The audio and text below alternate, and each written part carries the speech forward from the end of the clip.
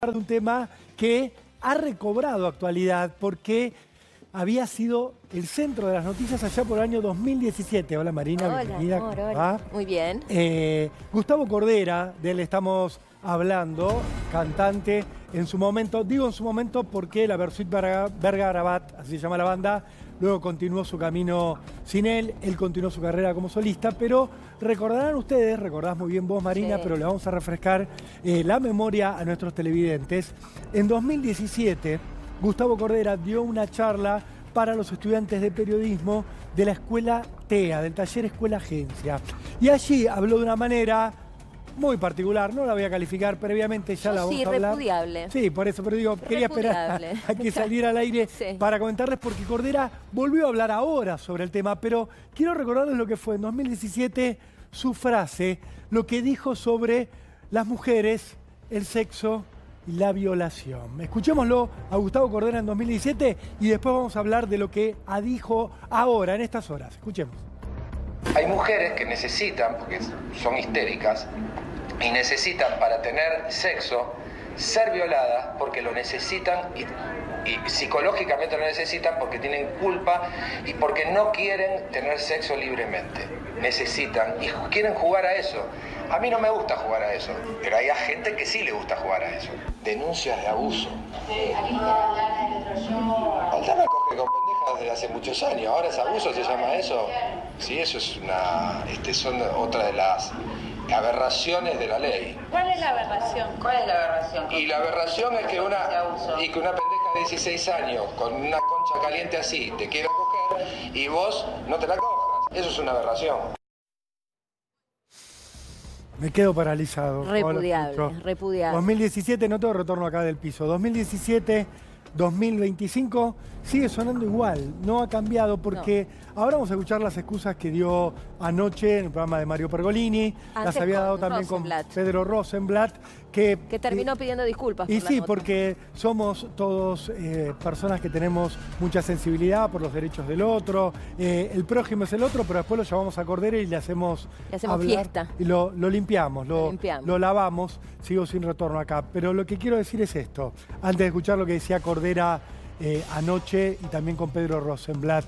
Suena igual, lo de 2017 suena igual hoy, no ha cambiado, o sea, suena horrible, mal, delictivo, como una apología del delito. La sola expresión es apología del delito y me parece que además es una cosa de revulsión de estómago absoluta. Y también detrás de esos dichos cuesta ver solo una expresión verbal. Sí. ¿Me explico? Solo Me una parece que es alguien que manifestación. está manifestando aquello en lo que cree al punto de hacerlo parte de su práctica. Por supuesto. Y la verdad es que, bueno, conocemos historias de Cordera, más allá de que entiendo que no han prosperado en la justicia, no han sido llevadas, pero que tienen que ver con esto. Entonces me parece que no hablamos solo de dichos, y ya los dichos son incalificables. En su momento a Cordera se le abrió una causa penal por apología del delito. ¿Por qué? La apología del delito es, de alguna manera, justificar que se comete un delito. Acá estaba haciendo apología de dos delitos. Por un lado, la violación. Sí. Porque decía, hay mujeres que necesitan ser violadas para poder tener sexo porque el sexo les da culpa. O sea, de alguna manera es como decir, está bien la violación porque hay minas que si no se atreven a tener sexo. Incalificable, bueno, delictivo. Delictivo. Y por otro lado, el tema de las menores, que no es menor. Esto de, me parece una aberración de la ley, dice él, de la ley penal, que no se pueda ejercer algo que está en la naturaleza, según su visión, que es que si una nena, digo bien, si una nena de 15 y 16 años quiere tener sexo con un mayor de edad, lo pueda tener. La ley se lo prohíbe, pero para él eso está mal. Esta causa se cerró, lo mismo pasó con lo que hizo el INADI y quedó una cancelación de la cual Cordera se viene quejando hace años, viene diciendo a mí me cancelaron, libérenme de esa cancelación, yo quiero volver a los escenarios, dice este hombre repudiable del cual conocemos historias que ya les vamos a contar. En este querer lavarse, se ha paseado por un montón de medios. Lo que lo hemos padecido en La Nata Sin Filtro. Claro, ¿no? Con la libertad mucho. Que nos daba La Nata de ser duros y críticos, pero era un amigo personal de La Nata y cada tanto salía al aire y la verdad que era revulsivo, pero bueno, nos daba la libertad de confrontarlo. Esto también lo digo. Y de decirle en la cara lo que pensábamos de él. Ahora salió con Mario Pergolini, esto es de anoche. Antes había hablado con Pedro Rosenblatt. Escuchen cómo Cordera clama por su inocencia, digamos. Escuchémoslo. Quiero decir que, bueno, hace muchos años, ya hace casi 10 años, tuve la mala fortuna y la desgracia de haberme equivocado.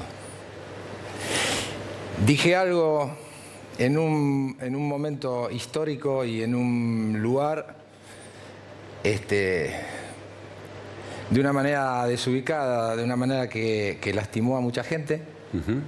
Y quiero pedir disculpas públicamente por eso. Quiero cerrar esa herida definitivamente. No quise lastimar a nadie. No fue esa mi intención. Hago canciones hace muchos años y las canciones son justamente puentes para que las partes se junten, para integrar, para que las heridas sanen. Y me gustaría, por ahí eso es pedir mucho, no le voy a pedir a la gente que me perdone porque cada uno tiene sus tiempos internos para hacerlo, pero sí quería pedir disculpas y también decir que es una buena oportunidad también para que esta sociedad y este país en el que vivimos, que está tan fracturado y hay tanto odio entre las partes, también puedan sanar. Por lo menos esta historia, a través de lo que a mí me sucedió, mi sueño sería de que las partes se integren definitivamente, porque el amor es la única forma de reparación que existe frente a estas cosas. Y es lo que quiero. ¿Qué tiene que ver una cosa con otra, no? La grieta en la que estamos metidos los argentinos con la apología de un delito. Tiene algo que ver, Mari, la grieta moral. Digo, sí, bueno. De un lado, cuando se habla de la grieta, de un lado están los que nos parece mal robarle al erario para enriquecerte y del otro están los que lo torean en nombre de la política. Y con Cordera pasa lo mismo. De un lado estamos los que nos parece inaceptable lo que dijo, inaceptable porque lo define a él como un ser humano deleznable, un ser humano de cuarta categoría que no merecería tener ningún tipo de exposición pública, y de otro lado estarán los que dicen, no, bueno, como es cantante, como es artista o como me gustan sus canciones, yo le banco que diga esto. Sí, que es lo que dijo Rosenblatt, esto de se me jugó el fan, ¿no? A la hora de ser condescendiente en la entrevista, haciendo una suerte de autocrítica. Pero podés ser fan, digo, podés escuchar la música de Cordera y no invitarlo a que hable de la violación. Digo, las dos cosas pueden coexistir. O invitarlo, pero, te puede gustar la música de Cordera. Pero sentar una posición crítica, ¿no? Bueno. Porque para lavarle la imagen, la verdad es que me parece que ahí uno se pierde un poco en el camino de ser periodista. Pero bueno, esto dicho con el mayor de los respetos a quienes lo entrevistaron. A mí lo que me pasa con Cordera es que me parece que nos interpela sobre la cancelación. A mí la cancelación me da el miedo de la injusticia, pero me parece que con él no hubo una cosa coordinada o propuesta desde colectivos, sino que hubo algo genuino y espontáneo que nos pasó individualmente con lo que dijo. Sí, que fue el repudio. Que fue el repudio. Entonces, porque cuando uno habla de cancelación, viste, parece una cosa orquestada, casi una opereta. Y me parece que no, que fue algo recontra espontáneo que nos pasó y que es legítimo que nos pase con dichos inaceptables. Y después, también tenía un trasfondo, si Marina, se revierte o no y en qué plazos, eso ya me hay un trasfondo, porque él habla de, yo quizás lo dije en un momento histórico inadecuado. No hay momento histórico para no hay momento histórico en el cual uno pueda tolerar que se diga que las mujeres, que hay mujeres que necesitan ser violadas para tener sexo, punto. Con respecto a lo que es la minoría de edad, por decirlo de alguna manera, lo que es tener 16 años. Eso está penado por la ley. Está penado por la ley. Si bien hubo tolerancia en algún momento de la historia, lamentablemente a eso, hace muchos años, muchas décadas, que por suerte se tomó conciencia de que lo que decía la ley además era una ley humana, que un adulto no puede tener relaciones con un menor sin que esto sea considerado una violación, que es lo que uno tiene que entender. Ahora bien, por un lado está eso, y por el otro está algo que Cordera en su momento intentó como justificación, que fue, primero estoy hablando de una cuestión psicológica, porque después de hablar en TEA dio una conferencia de prensa en Uruguay donde defendió sus dichos. Y eso fue tranquilo, no en caliente, unas semanas después de que se armara el escándalo por lo que él había dicho en TEA. Lo defendió y dijo que la psicología lo avalaba en su momento. Sí, después salió la nata sin filtro la mañana siguiente también. Digamos, nosotros fuimos súper duros con él y sin embargo él seguía en sus treces, no hizo una autocrítica inmediata. Y después, Marina, que hubiera sido un poco mejor en el contexto supuesto. de lo inaceptable, Sí, ¿no? decir, pedir perdón en el momento, decir, no lo me hizo, equivoqué. estaba envalentonado. Él estaba como en un lugar de, yo quería provocar para que fuera un ejercicio para los alumnos que estaban participando de esa entrevista pública, y también en algún momento lo planteó como una cuestión artística. Es difícil separar lo que dijo de su vida personal. Eso es. Porque hay historias de su vida personal que hablan de lo mismo que él verbalizó. O sea, uno conoce historias, yo conozco historias en lo personal que tienen que ver con lo que él verbalizó. Bueno, este es el tema. Vos por tu expertise recibiste seguramente algunos testimonios directos. Si te parece, vemos cómo fue la entrevista por la que Rosenblatt terminó pidiendo disculpas. Dale. Pasaste por un momento de cancelación, ¿no? Después de unas declaraciones repudiables, repudiadas, pero sobre todo como un poco desacopladas de esa época, de los sentidos de esa época, del 2016. Ya pasaron 10 años. ¿Qué balance hacés? ¿Qué sentís que pasó? Nunca antes en la historia de la humanidad se vio una organización tan eficiente, coordinada, de tanta inversión para la cancelación y la persecución de una persona. Y de tantos años también. Fueron 6, 7 años, donde no pude tocar en ningún festival, no me pasaban prácticamente ninguna radio, donde ni siquiera se me podía nombrar. Hubo un silencio total. ¿Y qué hiciste en esos años, Gustavo? Me cultivé internamente. Porque ese personaje que la gente asesinó era un personaje que a mí ya me daba bien. No lo sentía. O sea, creo que la gente hizo una operación. Me operó. Me sentí muy solo cuando me condenaron. Todas esas organizaciones, toda la gente a la cual yo fui funcional, se abrió. Entonces, a mí me sirvió para darme cuenta que son muy pocas las personas que te pueden acompañar cuando vos te mandas una cagada en la vida. Es tu familia, algunos amigos, alguna gente que venía a los conciertos. Y entonces tuve que fundarme desde otro lugar y no ser tan ingenuo, ¿viste? No dejar que me usen. No quiero representar más a nadie. Quiero representar a las canciones. Y si eso inspira a la gente a tener un cambio en su vida, a poder expresarse, a poder sentirse identificada con mi voz, buenísimo. Pero no quiero formar parte más de ningún tipo de organización política. ¿En el 2016? Pero, bueno, ahí estaba. Ahí sin autocrítica, ¿no? No hay autocrítica. Rosenblatt claro, sí, autocrítica. Sí. Pero no, tampoco hay autocrítica de él. Él dice, ¿no? A mí me usaron, hubo una operación. Realmente hubo una operación que es como él en algún momento esboza una interpretación. La gente se operó de él, la mayoría de la gente. Claro, más que operarlo a él de algo. Lo separaron. Esto lo cortamos y que se vaya. ¿Por qué? Porque no queremos violadores. No queremos violadores, ni es de lo discursivo. Lo que ha dicho él es vomitivo, es inmundo. Y realmente debería haber sido reconocido como un error en el momento en el que lo hizo. Y él lo defendió durante años. Sí. Y él todavía se queja de quienes no lo acompañaron y quienes se abrieron. Y realmente, si cualquiera de nosotros nos parábamos acá y habláramos de esta manera de las menores, de las mujeres en general, y lo digo, no es una cuestión de género, también si apareciera una mujer y dijera que los hombres tienen toda la fantasía de ser violados, también sería repudiada. Él no cometió un error de época, él quizás lo que no se dio cuenta de que ya su cultura, la que él encarna, no era tolerada.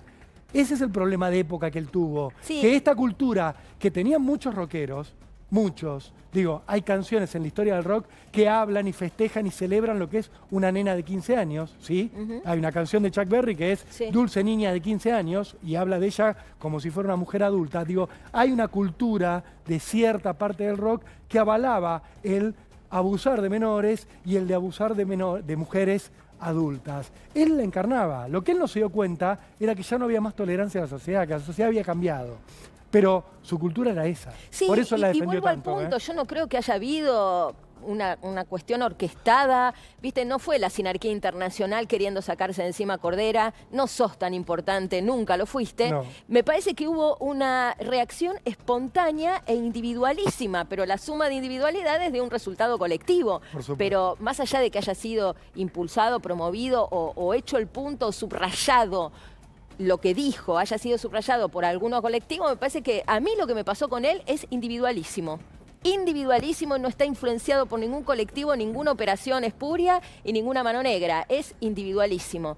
Y la verdad es que bueno, reitero, lo mal que lo pasábamos cuando cuando era entrevistado en La Nata Sin Filtro, ¿no? Bueno, sí. Con la libertad de confrontarlo, pero la verdad es que eran momentos incómodos. Es que a uno le parecía algo inaceptable que él defendiera lo que había hecho, de la manera que la defendía, sin pedir perdón, y visceralmente a uno le salía el repudio.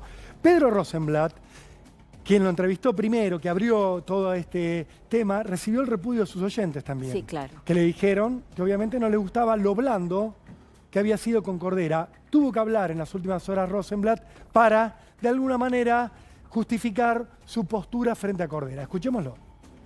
Muchas repercusiones la entrevista con Gustavo Cordera en Gelatina. Trato de desmalezar, que es algo que me cuesta, digamos, en situaciones así.